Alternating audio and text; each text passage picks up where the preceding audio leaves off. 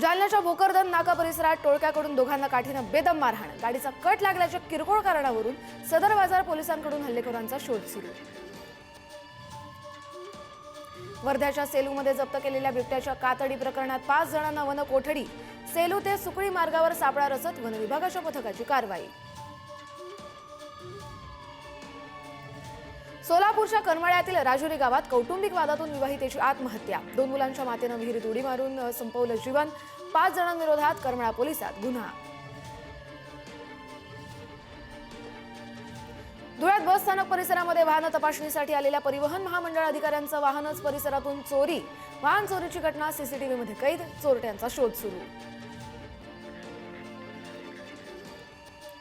छत्रपती संभाजीनगर शहरात नायलॉन मांजाची विक्री करणाऱ्या आरोपींची पोलिसांनी काढली धिंड, नायलॉन मांजा वापरल्यास कठोर कारवाई होणार, पोलिसांचा इशारा। हिंगोलीच्या कळमनुरी परिसरामध्ये कयाधू नदीतून सुरू असलेली वाळूची चोरी थांबवण्यासाठी गेलेल्या महसूल अधिकाऱ्याला वाळू माफियाकडून मारण्याची धमकी, वाळू माफिया विरोधात गुन्हा दाखल। अहिल्यानगर एमआयडीसी परिसरात पिस्तूल दाखवून दहशत माजवणाऱ्या आरोपीला पोलिसांनी केली अटक, 1 पिस्तूलसह जिवंत काडतूस जप्त।